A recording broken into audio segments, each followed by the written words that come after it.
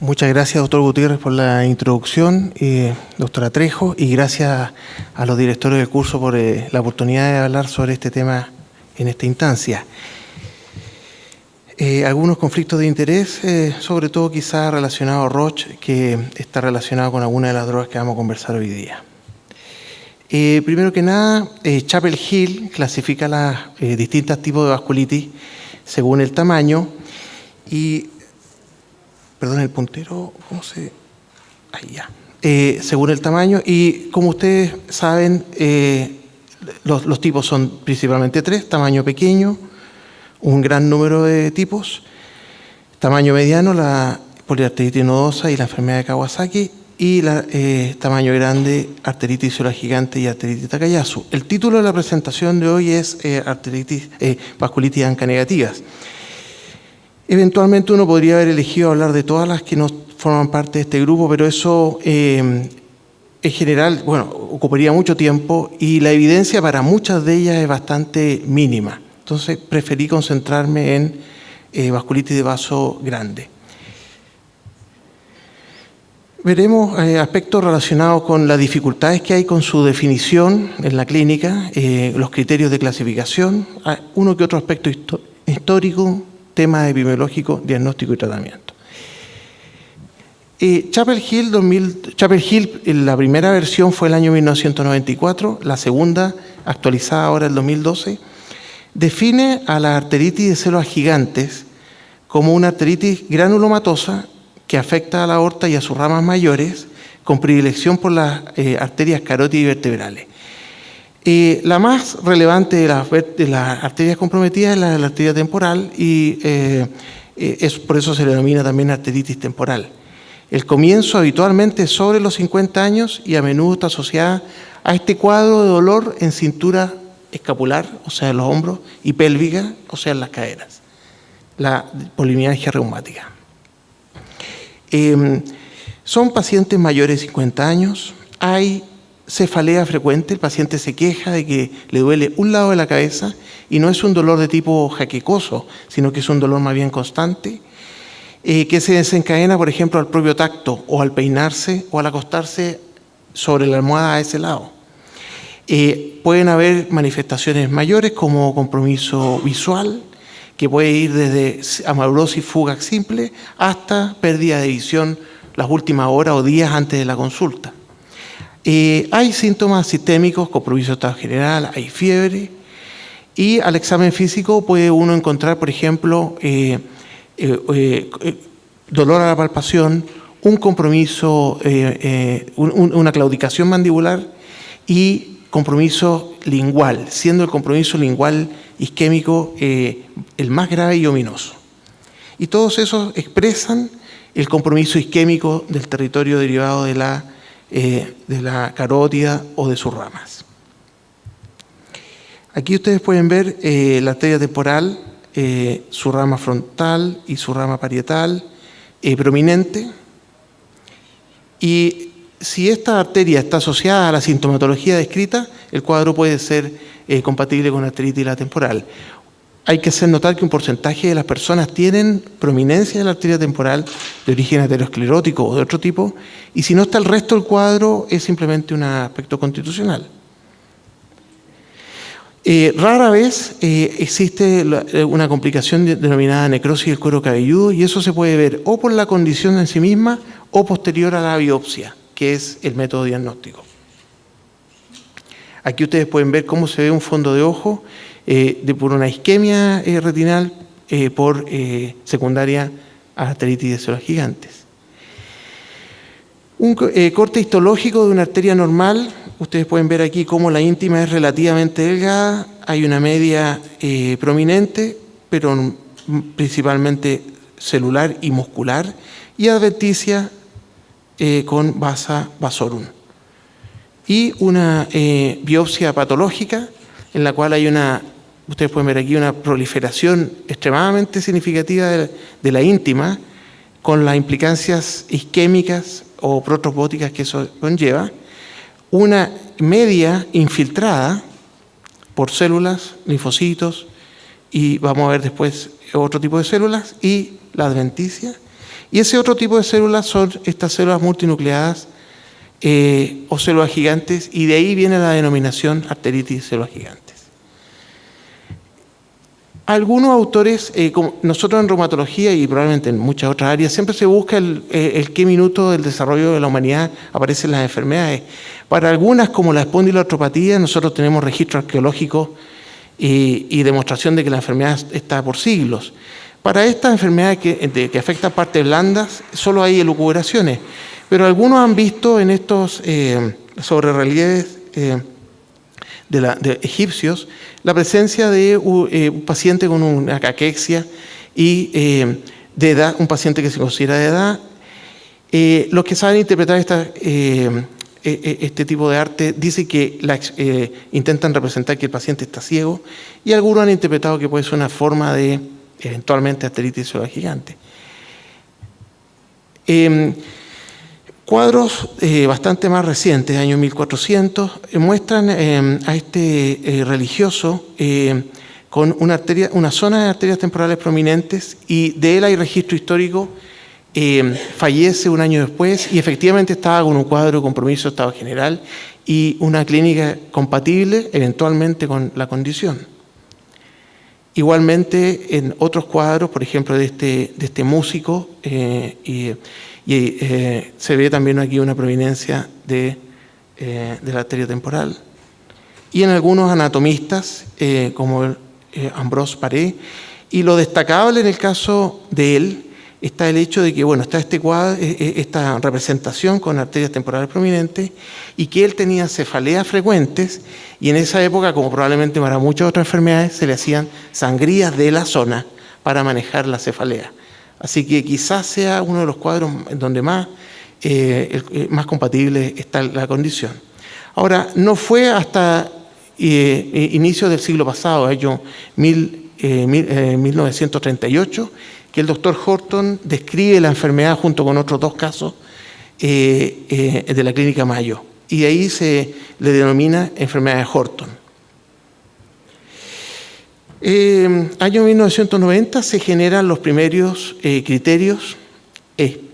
Todo lo que le ha tocado ver en nuestro criterio en reumatología, nosotros no tenemos criterios diagnósticos, tenemos criterios de clasificación que permiten poner las enfermedades en orden de tal manera de estudiarlas más convenientemente y en algún minuto llegar a criterios diagnósticos y también, lógico, búsquedas de tratamientos.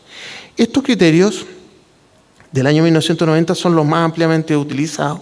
Ustedes pueden ver aquí que la edad es uno de ellos, la cefalea localizada y de reciente inicio, arterias temporales dolorosas o con pulso disminuido de la palpación, una VHS superior a 50 y una biopsia positiva, como la que les mostraba. Estos criterios permiten clasificar vasculitis entre sí. En este estudio, los autores no incluyeron controles o con otras enfermedades no vasculíticas o controles sanos. Por tanto, esta sensibilidad y especificidad altas tienen que ver con la diferencia con otros tipos de vasculitis. Y lógico que eso no es suficiente, uno tiende a ocupar estos criterios para diagnosticar pacientes. El año 2007 se publica este estudio en el cual hay un esfuerzo en este minuto en efectuar criterios de diagnóstico. Ese es el DC-VAS en vasculitis. Entonces, ahora se están incorporando pacientes, controles, pacientes sin la enfermedad, pueden ser artritis reumatoide o otro tipo de pacientes, y controles sanos para hacer los criterios que permitan realmente, ojalá, diagnosticar la condición. Y ustedes pueden ver cómo la especificidad baja de un excelente 97% a un 64% cuando uno aplica los criterios de 1990 a estos grupos de pacientes de este nuevo estudio. Los resultados de este estudio no están todavía publicados, están en desarrollo. Estas son condiciones raras, pero sin embargo tienen sus problemas. Estos son pacientes generalmente sobre 50, hay predominancia femenina, y los eventos serios asociados son la ceguera, el accidente cerebrovascular o los aneurismas. El tratamiento está fuertemente basado en corticoides. Las recaídas al reducir o suspender los corticoides son bastante frecuentes, de alrededor de un 50%. Y complicaciones serias o por la enfermedad o por este tratamiento, los corticoides, se pueden ver alrededor del 90%. Por tanto, y este cuadro, esta diapositiva representa probablemente lo que nos ha tocado ver desde el diagnóstico de la enfermedad por alrededor de 90 años. Solo recientemente se han hecho esfuerzos para generar nuevos tratamientos. Algunos aspectos epidemiológicos. La polimialgia reumática, esta condición de dolor en hombros, en cadera, que el paciente de sobre 50 años le relata a uno y que sería eventualmente confundible con una fibromialgia, a uno lo motiva a hacer un estudio. En tercera edad uno nunca considera que el cuadro es inicialmente fibromiálgico y encuentra uno una VHS prolongada. Esta condición es la segunda enfermedad en reumatología. Esa es la importancia que tiene. La arteritis de células gigantes, por otro lado, es la vasculitis primaria más frecuente. La incidencia, nosotros tenemos la dificultad de que en Chile, para enfermedades raras como esta, no tenemos epidemiología. Pero si ustedes analizan, en otras poblaciones, por ejemplo, va entre 41 y 110 por 100.000 en mayores de 50 años, la polimialgia reumática, y la arteritis de células gigantes entre 18 a 30 por 100.000. Aquí están los números de incidencia de distintos países, con colores intentando ver si existía algún tipo de distribución por latitud, y existe una pequeña asociación, pero no es muy importante. La mayoría de los datos proviene del hemisferio norte. Si aplicamos nuestro censo con 17 millones de habitantes y extrapolamos algunos de estos datos, nosotros debiéramos tener en Chile en este minuto una incidencia de 500 casos nuevos por año, si consideramos, por ejemplo, a la incidencia española o la argentina como las más cercanas a nosotros. Y una prevalencia, o sea, un número total de casos de alrededor de 1.500. En cuanto a epidemiología, esta relación entre arteritis de células gigantes y polimialgia reumática es sabido que alrededor del un 20% de los pacientes con polimialgia reumática tienen arteritis de células gigantes y alrededor de un 50% de los pacientes con arteritis de células gigantes tienen polimialgia reumática.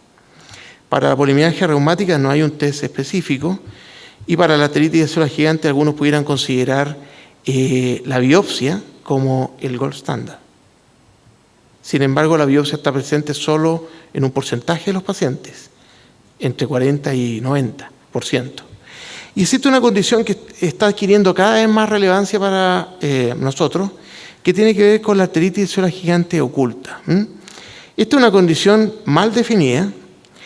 Hay síntomas constitucionales, por ejemplo, y hay anemia, hay restantes de fase aguda muy elevados, hay una falta de respuesta a los corticoides, su relación con la polimialgia reumática no es conocida, son entidades poco definidas, pero en estos casos el reconocimiento está empezando a ocurrir cuando a este tipo de pacientes con este cuadro y a esta edad uno busca una neoplasia y encuentra un compromiso de vasos por imagen.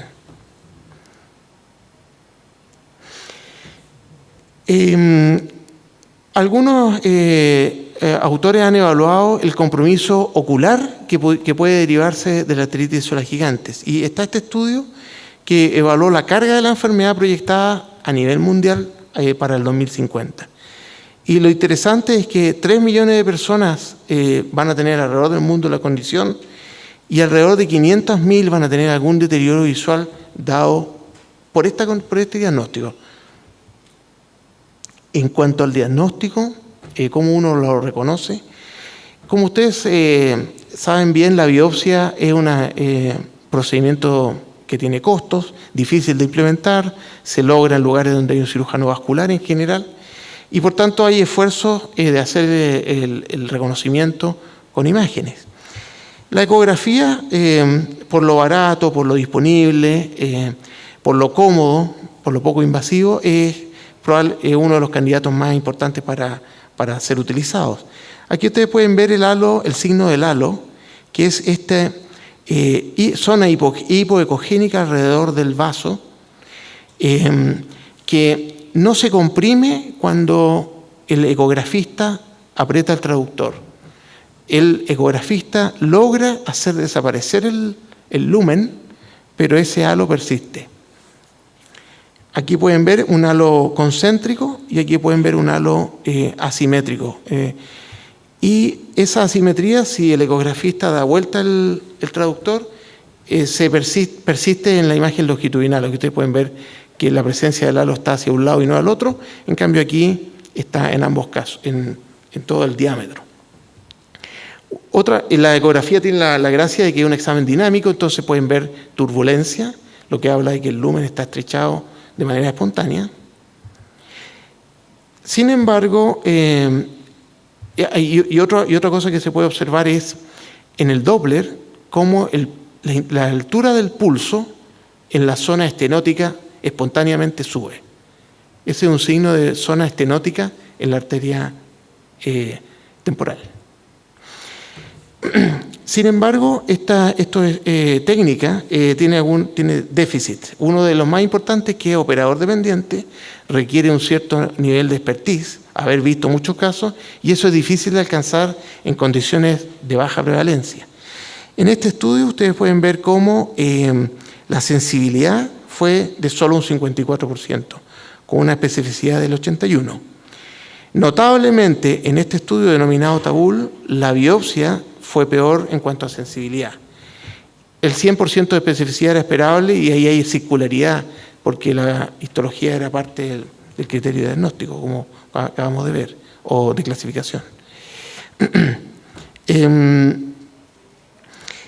Un comentario respecto al seguimiento. La ecografía ha sido estudiada no solo en cuanto a su capacidad diagnóstica, sino qué es lo que ocurre cuando el paciente empieza a pasar tiempo después de que se trata. Y un aspecto importante es que el halo tiende a desaparecer entre 2 y 4 semanas. El promedio de desaparición es de 21 días. Por tanto, la ecografía tiene su mejor momento para efectuarlo en las primeras 3 semanas.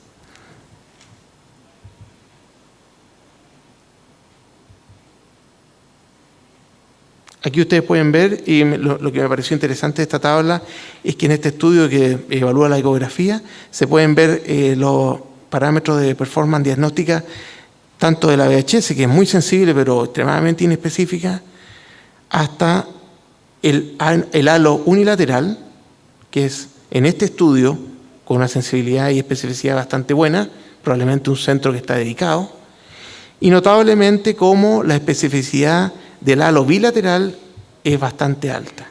Así que una de las sugerencias que surge en este estudio es hacer ecografía a ambos lados. El PET es una técnica, como ustedes saben muy bien, que permite reconocer zonas de hipermetabolismo. Normalmente permite llegar al reconocimiento de las arteritis de células gigantes como parte de un estudio de compromiso de estado general.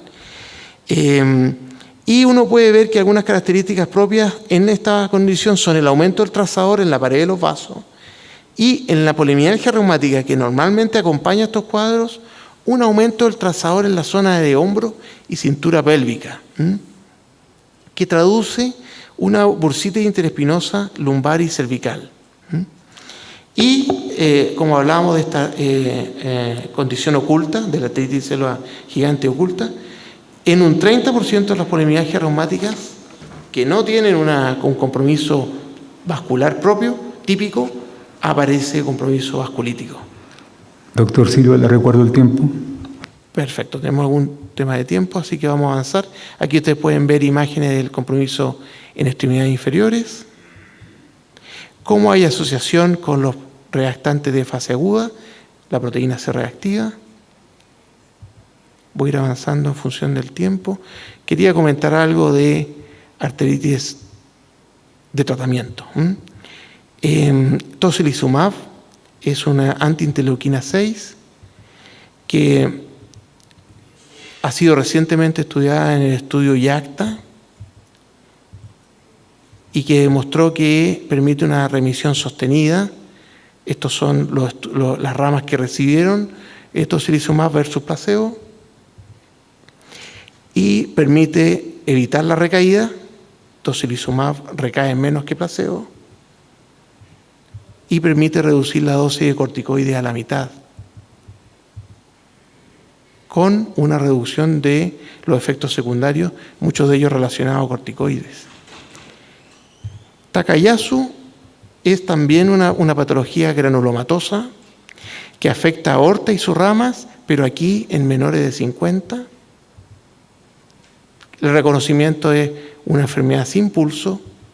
El doctor Takayasu la describió en el 1908, reconoció el compromiso, él era oftalmólogo, reconoció el compromiso ocular y la ausencia de pulso. Estos son los criterios y adolecen de los mismos problemas que son criterios de clasificación y no de diagnóstico. Y el problema que hay con el Takayasu es que está bastante más atrás en cuanto a nuestras capacidades de reconocerlo y de tratarlo. Dos estudios, tocilizumab, el mismo que acabamos de ver en el YACTA, y abatacept, que fracasaron para el tratamiento de esta condición. Estas son mujeres jóvenes, donde el uso de corticoides tiene implicancias, como ustedes saben bien, a largo plazo. Aquí está el abatacept, que demostró la ineficacia en Takayasu. Sin embargo, tuvo eficacia el abatacept en la arteritis de célula gigante. Así que el tratamiento finalmente de la arteritis de Takayasu es quirúrgico. Todavía hay bastante déficit de información en cuanto a el momento en que intervenir y cómo decidir que un paciente está activo o inactivo para la cirugía y cómo decidir el territorio que operar, para no operar un territorio inflamado. Destacable es que siempre hay que intentar obtener tejido cuando sea posible en una intervención. Entonces, en conclusión, la arteritis de célula gigante y el Takayasu tienen algunas similitudes, pero grandes diferencias. La histología, ambas son granulomatosas, pueden comprometer los mismos vasos. Las clínicas pueden ser parecidas, pero hay patrones de distribución diferentes. El Takayasu tiene un significativo menor desarrollo en las técnicas diagnósticas. La arteritis de célula gigante responde a biológicos como el tocilizumab y el abatacept, y lamentablemente eso no se ha demostrado para el Takayasu, que queda aún sin un tratamiento específico. Gracias.